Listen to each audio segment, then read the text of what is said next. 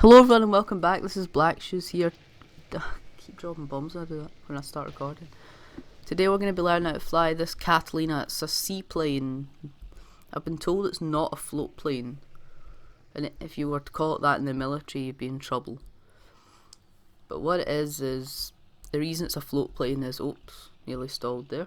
Be gentle, throttle, wee bit of power and be really gentle with it. If you ever do get into a stall like that, just kind of take your hands off and then go back on a minute. That kind of thing. Just turn around like that.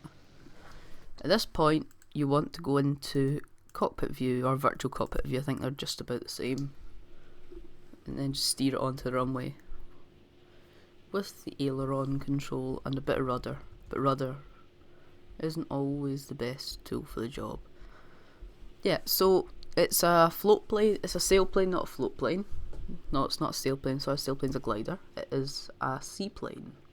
If I called it a sailplane before, I'm terribly sorry. It is a seaplane, and it is some amazing, quite amazing. It's a submarine destroyer at the time. I think in real life, British and US think had their own versions of it. I think it's almost as if it stemmed into the Canadair plane, the water bombers, the firefighting planes, which look really cool and I really like. They're possibly one of my favourite kind of purpose planes, like those kind of planes ever. So once you land, just give it a soft touchdown and apply the brakes. Lands like most other planes, it lands quite nicely.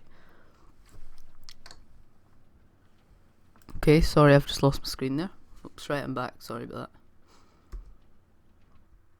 Okay, right. Link one. I'm now going to show you how to take off in third person view. I've taken up all the runway, so I've not shown you this yet, but sometimes you need to turn. So these planes usually have steerable nose wheels. I've got to take off in 24 seconds. Okay. Right, full power then. Try and take off before the time goes out, because that's the second time it's done this to me. I'm on 9 seconds.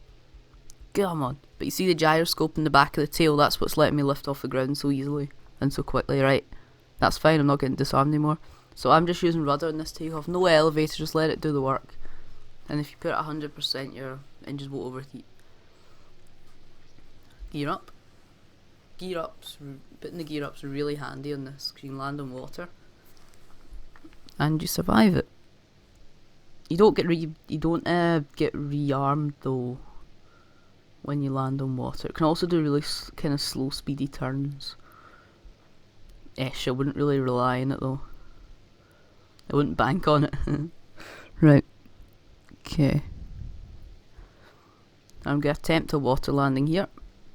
I'm just going to change about a lot of switching in views. If you ever are trying to do this like in a tutorial kind of point of view, it's very difficult. I wonder why our plane was pulling to the right, that'll be why. Mouse controls. Okay. So, sorry about the noise outside, I've got planes flying over me like anything. I thought I was on the flight path, but I didn't think I was neighbours with the airport. I'm not actually, I'm just on the flight path. Okay.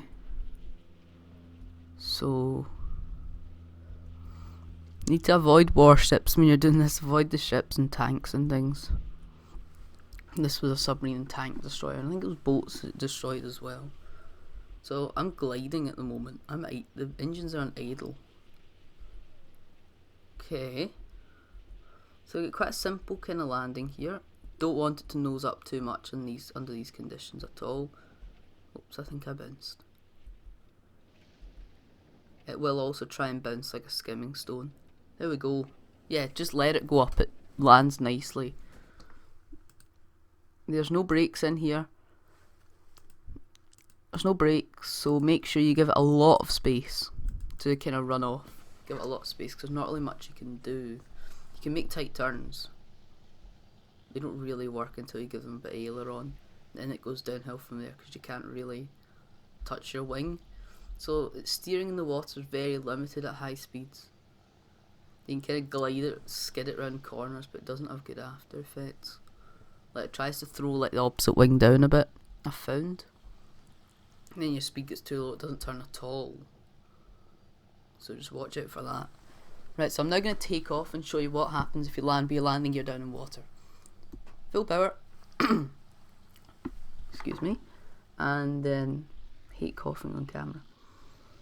But I've still got the cold, so I'm going to try and force this off the ground. No, I'm not actually, because this thing stalls so easily. That tail fin's amazing. It's high tech, that, for the time. That's it up, and it goes up like a lift.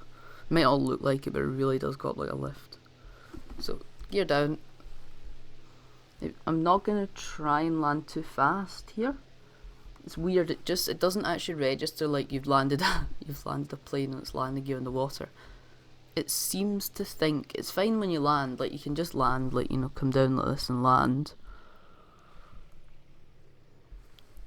But it's when you go to kind of put your gear up, you run into problems. I'm sure if you tried to take off, you'd also run into problems. Not quite tried that yet. I'll literally do this all for you, it's great. It's a lazy person's plane. So it lands really abruptly and stops. Then when you try and put your gear up, it expects a crash landing because it thinks the landing gear have broken on the runway, like you've landed too hard.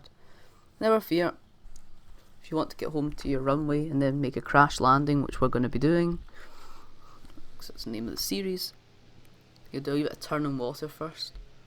Not really recommend, but it will not do any harm. Oops, don't do that, don't do that. Make sure you don't do that. If that is any higher speed, I'd have lost it there. Land on the water with your wings level, it's always a good plan. Every time it's a good plan. It's good, this plane doesn't have a massive auto level on it. It's good, it doesn't like return to like, you know, neutral, you've got to do it yourself, which is good fun. More realistic.